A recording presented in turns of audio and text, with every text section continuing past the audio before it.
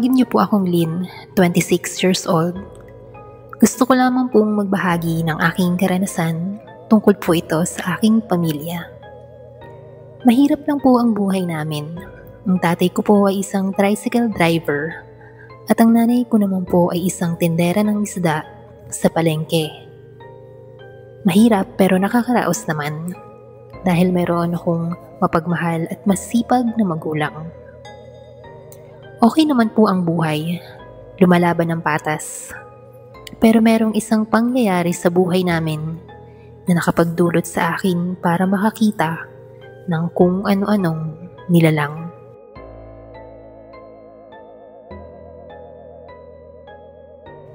Nakulong po ang tatay ko dahil sa isang kasalanan na hindi naman niya ginawa. Tinaniman siya ng pinagbabawal na gamot sa kanyang tricycle. Matagal pong nakulong ang tatay ko at yan ay sa kasagsagan ng pag-aaral ko ng college. Sobra po ang stress namin dahil sinanay na lang ang inaasahan namin. Problemang pinansyal, pati ang pagkakakulong ng tatay ay nagdulot ng sobrang lungkot sa amin. Dumating sa puntong pinatigil muna ni nanay ang isang kapatid ko na lalaki sa kanyang pag-aaral at uunahin daw muna akong makatapos. Pero hindi ako pumayag.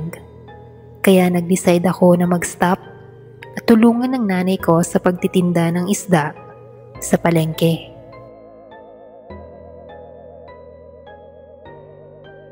Hanggang sa nagkaroon ng malubhang karamdaman ng nanay ko. Opo, naratay sa kama ang nanay ko. Dahilan para ako na ang sumalo ng lahat ng responsibilidad sa aming pamilya. Dahil ako ang panganay at wala akong magagawa. Namproblema ako sa lahat. Gastusin sa bahay, kuryente, tubig, pagkain, gamot ni nanay at baon ng dalawa ko pang kapatid. Dumating na ako sa point na pagod na ako sa lahat. Nagrereklamo na ako sa Panginoon. Bakit nangyayari ang ganitong klaseng hirap ng buhay sa akin? Pasan ko ang buong mundo. Dahil sa nangyayari ay nagalit po ako sa Diyos. Tinalikuran ko ang paniniwala ko sa Kanya. Tumatak lang sa isip ko na parusa lahat ng ito sa akin. Kaya ang pagtalikod sa Diyos ang aking ganti. Kung saan-saang lugar na ako napadpad, makahanap lang ng ekstrang trabaho. Pandagdag sa lahat ng gastusin dahil hindi sapat ang kita sa palengke.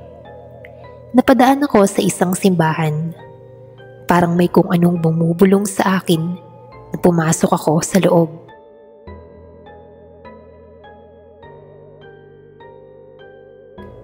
Kaya naman noong pumasok ako, ay laking gulat ko na lahat ng mga santo doon ay nakaharap sa akin. Nakatingin lahat at nakangiti. Ngiting nakangisi at may tumutulong dugong luha sa mga mata. Nagulat ako at dali-daling lumabas hanggang may nakita akong matandang kuba na nakangisi din sa akin at may inabot itong cross. Sa sobrang inis ko, ay hinablot ko ito at itinapon sa basurahan. Napamura pa ako at sinabi ko sa sarili ko na hinding-hindi na ako papasok sa simbahan dahil ang mga imahe doon ay pinagtatawanan pa ako dahil sa mga nararanasan kong hirap. At dyan na nagsimula na makakita ako ng kung ano-ano. Mayroong bata na walang muka nakatayo sa may poste malapit sa bahay namin. Merong white lady na humihingi ng tulong. Merong hugis tao, pero itim lang lahat. Hindi ko mawari kung ano. May kapre at sobrang dami pa. In short, nabuksan po ang third eye ko.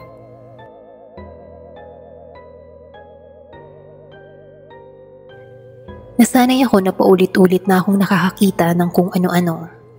Dahil para sa akin, nakikita ko lang naman sila. Hindi naman nila ako sinasaktan at hindi naman sila sumasama sa bahay. One time may inaya ako ng kapatid ko na magsimba. Pero dahil gilit nga ako noon sa itaas, kaya hindi na din ako pinilit.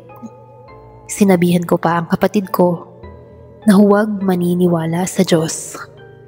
Tumawa lang ito at umalis. Maya-maya ay nakita ko ang kapatid ko na pumasok sa kwarto niya. "Oh, akala ko ba magsisimba ka?" Sabi ko sabay bukas ng pinto. May sumalubong sa akin na isang malakas na hangin. Wala din dun sa kwarto ang kapatid ko. Binaliwala ko lang at paglabas ko ay nasa harap ko na ang kapatid ko. Nakatayo ito, nakangisi sa akin. Nagulat ako at agad ko naman siyang tinanong, pero hindi siya nagsasalita. Nakangisi lang siya sa akin.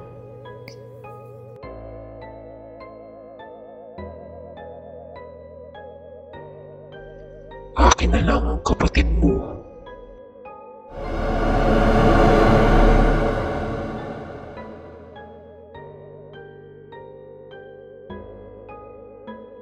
Pagkatapos noon ay nahimatay ito, kaya agad kong tinawag ang isa kong kapatid para buhatin siya sa kama.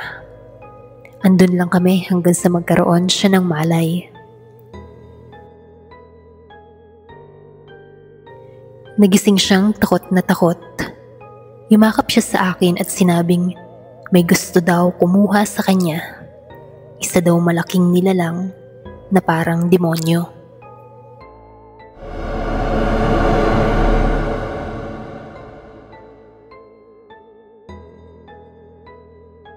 Sabi ko ay baka namamalikmata lang siya sa nakita niya. Nagdasal lang ng taimtim ang kapatid ko, pero pinigilan ko ito.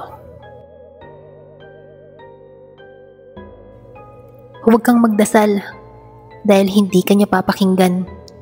Gusto lang niya tayong pahirapan.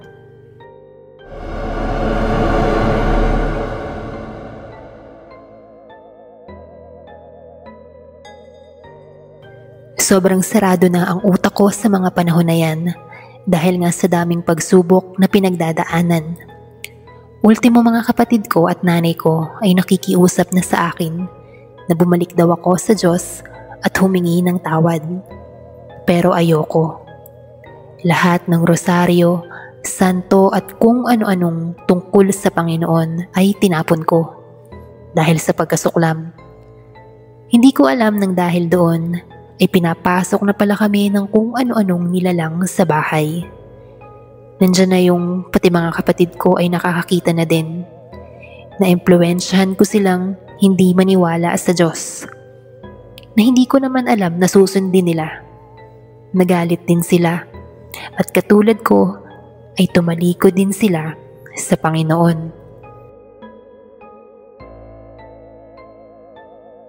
Hanggang sa dumating ang araw na naranasan namin ang pinaka-nakakakilabot sa aming buhay. Nasapian ng demonyo ang kapatid ko. Opo, ang bunso kong kapatid. Akala ko ay hindi mangyayari ang ganoon sa amin. Akala ko ay sa pelikula lang. Dumating galing sa eskwelahan ng kapatid ko. Nakayuko lang siya. Tahimik at dali-daling pumasok sa kwarto. Padabog nitong sinarahan ang pinto ng kwarto niya. Dahilan yon para mahulog ang mga picture frame na nakasabit sa mga dingding. "Brian, may problema ka ba? Kausapin mo si ate." Pabayaan mo ako.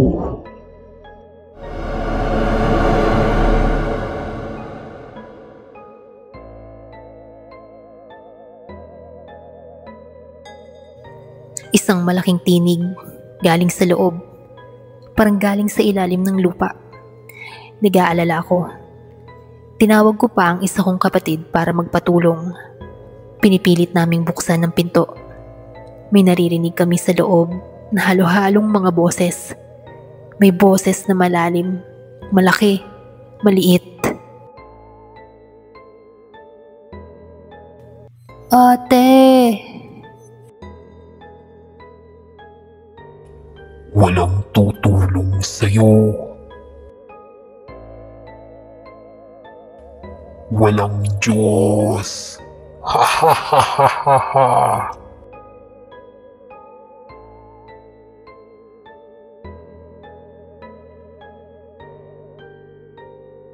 Dali-daling lumabas si Prince para makahanap ng tulong. Tatawag daw siya ng albularyo. Ako naman pinipilit pa ding makapasok. May mga pagdadabog na sa loob. May mga gamit na rin na nahuhulog. Maya-maya ay bumalik na ang kapatid ko kasama ang albularyo. Tinanong ako nito kung ano ang nangyayari. May mga naririnig po kaming kakaibang boses doon sa loob ng kwarto. Parang mga demonyo. Nasa loob din po ang kapatid ko. Kumuha ka ng rosaryo.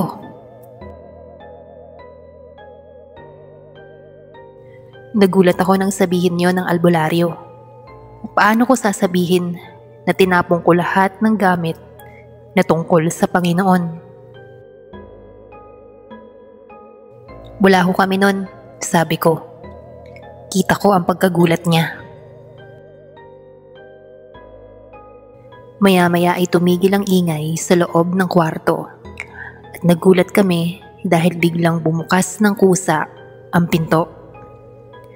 Wala doon si Brian. Nadatnan namin ang makalat at ang magulong kwarto niya. Agad nagsindi ng kandila ang albularyo pero paulit-ulit itong namamatay.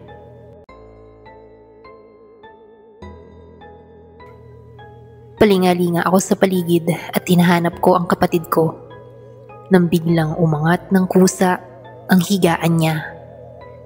At laking gulat namin nang makita si Brian na nakadapa. Pulang-pula ang mata. Nag-iba ang itsura niya. Naglalaway. Kinakalmot ang sahig. Nakangiti itong nakaharap sa amin. Sus Mariosep, hindi ko kaya to. Mukhang hindi ako ang kailangan nyo.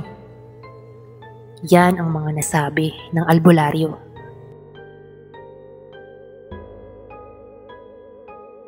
Lumundag si Brian sa albularyo dahilan para mapahiga ito at dun sa sahig ay sinakal nito ang matanda. Agad ko siyang niyakap sa likod at inilayo sa albularyo. Dali-daling tumakbo at umalis ang albularyo na takot na takot. Nagtulong kami ni Prince para maihiga at maitali ang kapatid naming si Brian sa kama. Buong magdamag ay hinayaan lang namin na nakatali ito.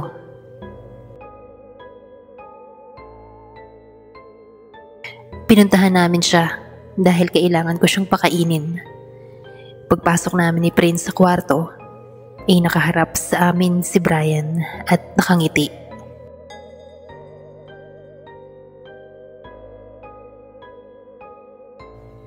Kumain ka muna, sabi ko. Ate, kalagan mo ko. Hindi ako makagalaw. Bakit niyo ba akong ginaganito? Hindi mo na ba ako mahal?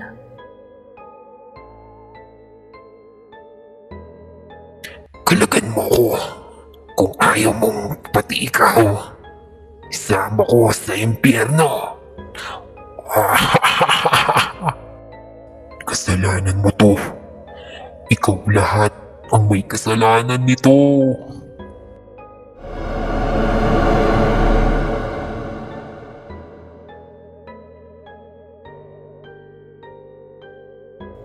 Lumabas ako ng kwarto at umiiyak. Oo, kasalanan ko. Kasalanan ko ang lahat. Alam ko na. Dapat ako na lang ang pahirapan nyo dahil sanay akong maghirap. Pero bakit kapatid ko pa? Dahil sa akin ay nadamay pa ang kapatid ko. Dahil nilamon ako ng galit ko sa Diyos. Dinamay ko pa ang kapatid ko.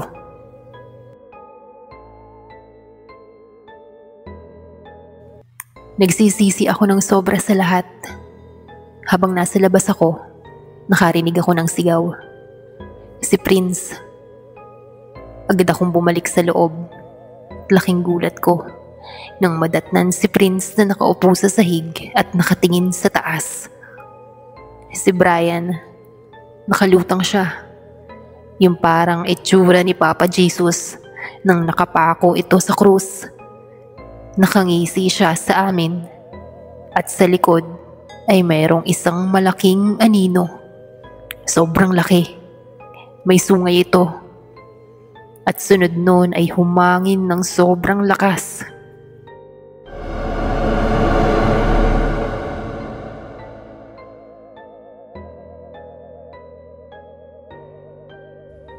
Totoong walang Diyos, di ba? Totoo. Bahahahaha.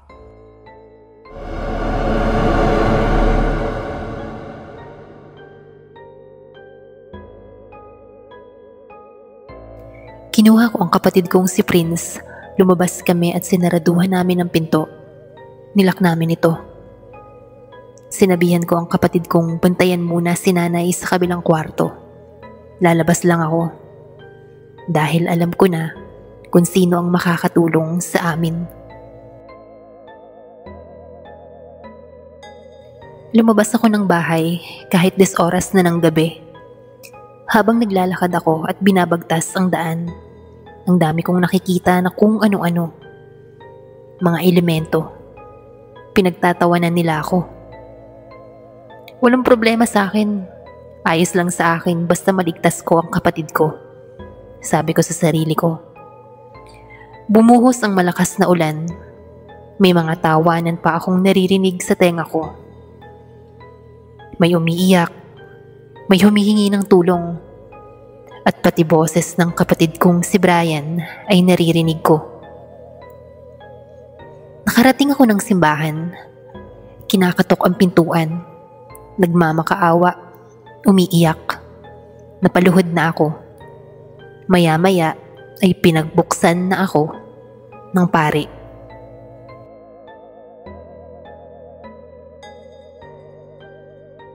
Father, tulungan niyo po ako. Tulungan niyo po ang kapatid ko.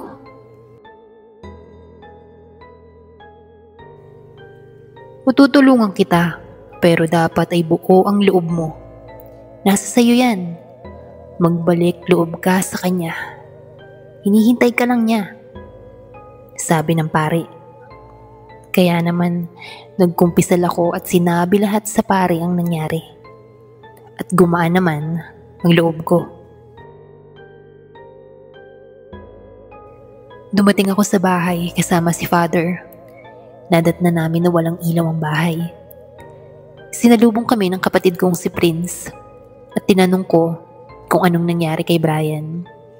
Hindi pa daw niya ulit pinapasok ito sa kwarto dahil natatakot daw siya. Hanggang sa may narinig kaming malaking boses.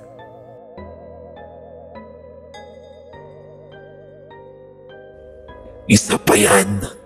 Wala din niyang magagawa. Ha ha ha ha ha ha.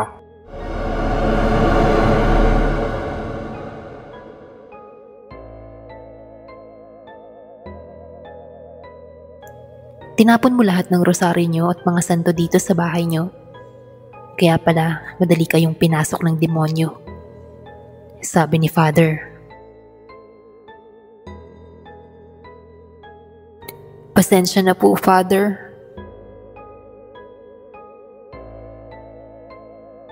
Binuksan ko ang pinto at agad ay bumungad sa amin ang isang malakas na hangin. Wala sa kama si Brian. Hinanap ko din siya sa ilalim ng kama. Pero wala din siya doon. Tumingala kami. At andun siya sa itaas na parang isang hayop na nakadikit sa kisame. Tumatawa. Naglalaway. Madami na siyang sugat sa braso at binti. Hindi namin alam. Parang kinakalmot nito ang kanyang sarili.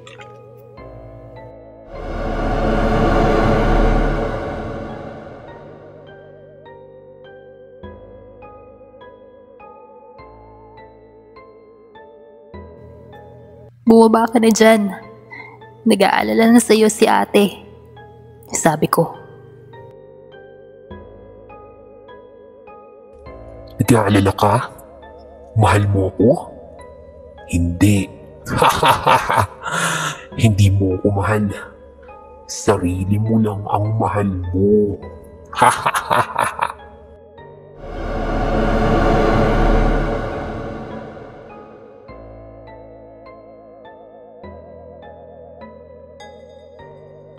Nagsimulang magdasal si Father at nagsasaboy na ito ng holy water sa paligid. Dahilan para magalit si Brian. Kaya naman, lumundag ito kay Father. Sinampal niya ito at pinagmumura. Hinagis nito si Father, dahilan para mawalan ito ng malay. Dali-dali naman naming pinagtulungan ni Prince si Brian para maitali ulit.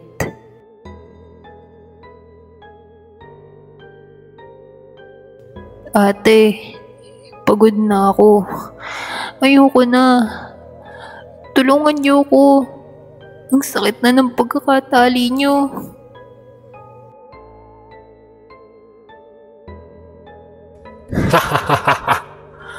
Sabi ko sa inyo, walang magagawa yan. Akin na lang ang kaluluwa niya. Sa akin na siya. Wala ka nang magagawa.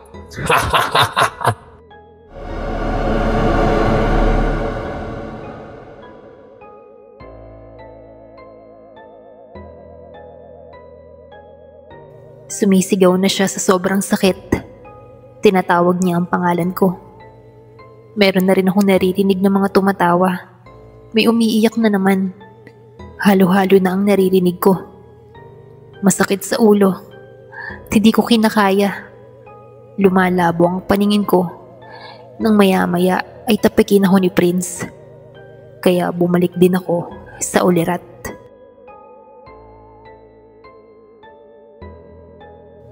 Hindi na namin alam kung anong gagawin.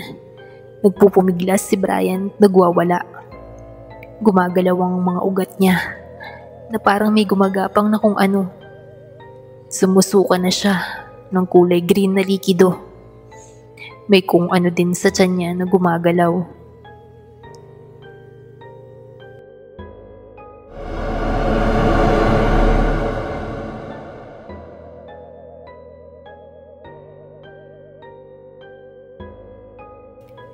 Kinuha ko ang rosaryo at ang holy water kay Father. Iwinasibas ko ito kay Brian. Humihiyaw lang siya. At sunod nun ay nag-alay ako ng dasal. Dasal na galing sa aking puso. Dasal na gustong-gusto kong sabihin sa Diyos. Ang dasal ng paghingi ng buong kapatawaran dahil sa pagtalikod ko sa Kanya. Ang dasal kung saan gusto kong bumalik ulit ang aking paniniwala sa Poong May Kapal. Ang dasal na ayaw ng demonyo.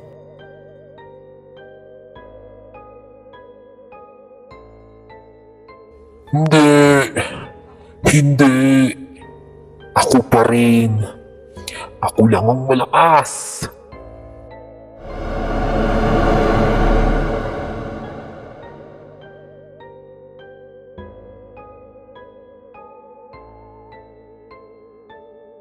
Nawalan ng malay si Brian. Unti-unting bumabalik ang dati niyang itsura. At sa palagay naman namin, ay umalis na rin ang demonyo. Tumulo ang luha ko.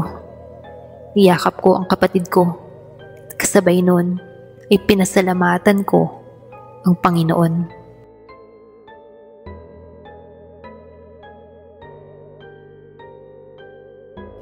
Makalipas ang ilang taon ay nagkaroon ng improvement ang nanay ko dahil sa pagkakasakit niya. Ang tatay naman po namin ay napawalang sala at tuluyan ng nakalaya. Nakatapos na ng high school ang dalawa kong kapatid at ako naman po ay nagpapatuloy pa din sa paghahanap buhay para sa amin. At syempre sa awa po ng Diyos ay naiisabay ko na din ang aking pag-aaral. Naging active na din po ako sa church mas lalo pong lumaki ang paniniwala ko sa Panginoon. Dahil doon ay mas minahal at pinahahalagahan ko po ang mga salita ng Diyos. Hindi na din po ako nakakakita ng kung ano-anong nilalang.